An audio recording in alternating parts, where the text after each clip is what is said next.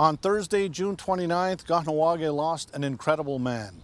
A man who led his team, the Kahnawake Survival School Wrestling Team, to 17 consecutive Greater Montreal Athletic Association championships. It's a feat that'll probably never be repeated by a man who will never be forgotten.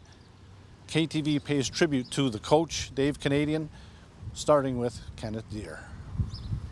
When David met Margie Gabriel, it changed his life, and he became a dedicated husband and father. He really loved his family, and he'd do anything for his family. And you can tell, too, because he raised three fine children, Jawardino, Joel, Kenneth. They were fine children. They're fine people, and that's a good reflection of what kind of a parent he was. David, his father was Kenneth Canadian, and his mother was the late June McCumber, and him and his brother Calvin were born in Brooklyn because his father was an iron worker, his iron worker family, and but his father was killed on steel when he was only like a year and a half, 2 years old, and at the same time his father fell, his grandfather also fell, Kenneth's father, one in Manhattan and one in Brooklyn, and so but the grandfather lived, but Kenny didn't, and so he grew up in the early years without a father. Later on, his mother June remarried, and they were out in Detroit for a while. Though David and Calvin were raised here until they went to Detroit, and then David and Calvin used to come back and forth every summer. They loved it here. We used to bring them up to St. Lucie and also here at the canoe club. David was an avid paddler. He paddled war canoe C4 and C2 with Warren Goodleaf. And they were, I think, our best C2 we ever had in the Naga Paddling Club in those days. So he was, and the kids used to know who's David. David, that guy from Detroit. But people liked him, and he was always active. And later on in life, he moved here. David and Calvin, they lived with us, and he got to work around here, and he was involved during the crisis. He was involved in '88 and 1992. He was on the line like a lot of our other men. David had a strong sense of duty and responsibility. He was a good guy.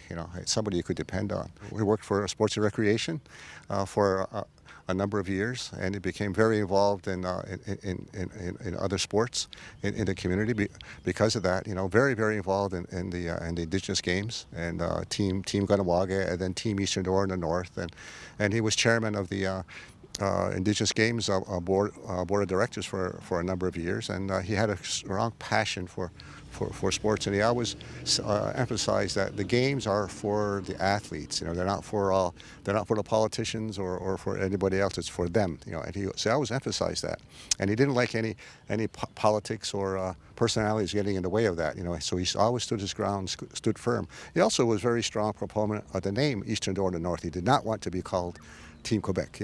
He was very strong about that nationality, that nationalism, anti-colonialism that he was always around him, whatever he did. So he was he was a really part of this community, and he loved it here. He didn't consider himself a Brooklynite or a Detroitite, except that he loved the Michigan Wolverines and the Detroit Tigers and stuff. He had all that, and brought that passion with him, and Michigan, and when Michigan and Ohio ever met on the football field, nothing else in the world mattered. He was going to watch that game, and he expected everybody else to be watching too.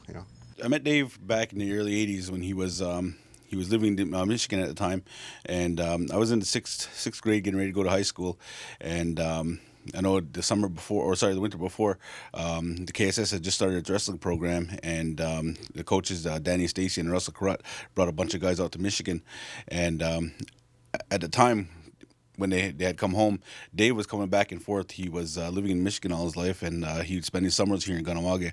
And the first time I met Dave, I was actually swimming in Russell Carrutt's pool with my friend Garhir Carrutt, and we were swimming in the pool, and Russell comes over with Dave, and they started wrestling with us in the pool, and Dave was throwing us around. And, you guys gonna come wrestle next year? And he'd flip us around in the pool. And sometimes I swear I spend more time underwater than I did above water. But he was tossing us around, and we started high school and we started wrestling, and he went back to Michigan, and it wasn't until the following year in 2005 that he come back from Michigan, and he became our head coach at the Kahnawake Survival School. When Dave when Dave first came back and he took a hold of us, we were we had a lot of tough kids on our team, but it was a lot of very raw wrestling. And Dave took us and fine-tuned us and turned us into, which became the KSS Wrestling Dynasty, winning 17 GMA championships. But it was, I think one of the things that was different with Dave is Dave didn't just turn off the clock at 5 o'clock when wrestling practice ended.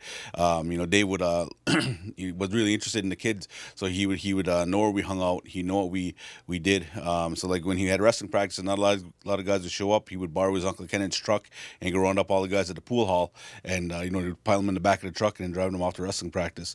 Or if some kids were habitually skipping school, he would go load them up, go to their house and get them out of bed and put them in a car and drive them to school. And then there was just stuff in the neighborhood, we had nothing to do during a hot summer day, and he would load up his car, and he'd load up all the wrestlers in the neighborhood, and we'd all go see a movie in the city. So he couldn't just sit around and not do anything. He had to do something with the wrestlers, and he would load us all up and do something with us. And that was, I was with him during those years as a kid, but then as an adult, he would always do those types of things, and it was always towards supporting wrestling, and not just here in Kahnawake, but also throughout the province. If you were having troubles at home, you can always go to Dave's house. Dave was willing to sit with you. He would talk to your parents. You could crash at his house if you didn't want to go home. He'd always have a place for you at his table for dinner. If you guys are just walking around, hadn't to do, you show up at Dave's house, you end up with have a baseball game in the backyard. There was always something to do at Dave's house, hanging out with Dave. I think one of the things that hit me was, and that goes to show you what he did throughout the province in wrestling was, there was a time there was an old coach from Click, a club in Montreal, and he was like a man in his 80s. He only had one wrestler, and he wanted him to go to nationals, but the old man couldn't make the trip. And so he went to Dave's house. He with the kid in hand, and showed up at Dave's house. And Dave talked to the old man, and then I remember Dave telling me the story. He says, "So I wanted the kid to go. I wanted the kid to wrestle, and in order to respect this man, this coach, who's been coaching for all these years, it was he said it was his responsibility to bring this kid along." So Dave set him up on the couch. He went to bed, and Margie woke up to go to the bathroom. And he says, "Dave, there's this kid crashed out on my couch. Who's this kid?" And this kid turned out to be coming on a wrestling trip with us. Dave just put him in a room with our guys, and he ended up winning a national championship. And if it wasn't for Dave, this kid would have never had a chance to get on the mat. So that's the way Dave was. He gave kids opportunities. He gave us chances, and a lot of the kids that he took were also the kids that are coming out of principal's office, they're about to be expelled or about to be suspended. And he brought them over to wrestling practice and gave them a purpose, and some of these guys went off to become GMA championships or to compete at the Indigenous Games or at the national level. So, that's the way Dave was. He would look for the kids who were having troubles, and he would pick us up. He gave the kids purpose, and he gave us direction. The first year Dave came, first season he came, I didn't wrestle. I joined late. I joined in 10th grade. I wrestled for Dave for only 2 years, 10th and 11th grade. But that first year Dave was here, and when I was in 9th grade, I could hear a buzz. Some of my friends were on the team, and I could just hear a buzz around the program. There was excitement. The guys were talking about their coach, and I knew Dave was my cousin, but I didn't really know him personally. So that second year, Dave actually talked to me. He recruited me right into school, and he told me to come out for wrestling, and I did. And I could just tell, I was involved in other sports as a kid, like most other kids are going to walk in. There was just something different about Dave. He really, he brought a high energy. He brought a lot of knowledge for sure, some really, really, really good technique. And the practices, even though they're very tough wrestling practices, he made them very fun. So it was... I don't know, he had a gift, Dave, for coaching. He was a level 3 certified coach, meaning he could be a head coach of a national team or head coach of a Canada Games team, which he was. He was a co-head coach for different Quebec cadet and junior national squads, and also he was co-head coach for, I believe, 2 Canada Games teams in 1997 and 2001. I know '97 was the year that Jonathan won gold medal at Canada Games, and Dave and Dominic Choquette were co-head coaches. So Dave really got pretty far up in the coaching ranks. You know, the only thing above Dave would have been a level 4 certified coach, and that's like senior worlds and senior Olympics, right? So Dave was right there at the top of the ladder. Just some of the accomplishments that Dave had as a coach. I mean, 17 straight GMAA boys team championships. In any sport, that'll never be matched. You know, you really think about that. It's 17 straight years. It's unbelievable, right? You know, I think the biggest streak since is like three years. You know, I think Loyola's won 3 in a row. And, you know, that was difficult. I was an assistant coach. Peter was an assistant coach under Dave, and a lot of those championships were very difficult to win. You know, with a lot of hard work. Dave, you know, he put his heart and soul into that team. When I joined wrestling, I was 10th grade. I probably wasn't listening to my mother and father as much as I should.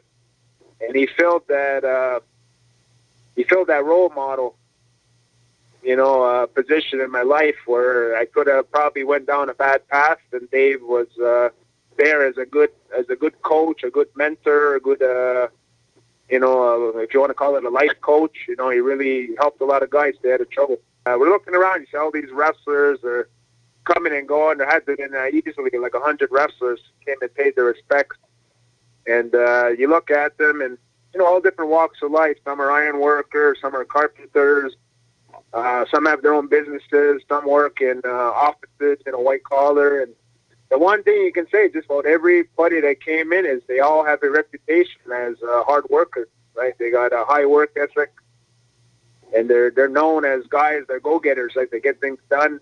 And I don't think that's a coincidence, you know, that all these guys just happened to wrestle. I think Dave had an impact on everybody's life. You know, he used to practices, he would say it repeatedly, like wrestling's only a tiny portion of your life, but if you can take some of the lessons you learn from this sport and, you know, use it as a pattern in your career, etc., it's going to make everything better.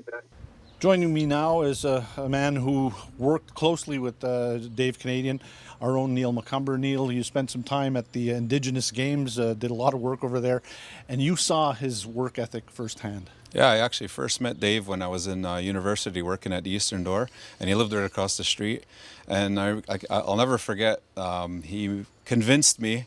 I wasn't even into wrestling. It wasn't a sport that I really wanted to go watch or cover. He convinced me that this tournament in Aurelia was going to be like one of the best ever, and he convinced me to go on the school bus in February, in the cold temperature, or January, whatever it was. It was really cold, and I just remember him making me excited about the sport and wanting to cover it for the media. And later on, we did a lot of video for KTV, etc., and we filmed the GMA All-Star matches, the finals, and he was instrumental in that. He pushed us to do that. And then at the Indigenous Games, you know, we were on his mission staff, working with him on the mission staff, him and Brian. And you know, you're talking like behind the scenes, people don't realize how much work is involved. And these guys, I mean, and our staff too, like we're working 16 hours a day all week, non-stop. You don't even have time to eat. But Dave like had a way to make it fun, even though it was a lot of work, a lot of hours. He would always stress the importance, how it's all about, you know, the kids and the athletes and that sort of thing. So he was not just a motivator in wrestling. He was also a motivator in other ways as well. You mentioned the enthusiasm. I know, being a baseball fan, I spoke so many times with him about his beloved Tigers, the Detroit Tigers, and Ernie Harwell and his great call on this home run and that.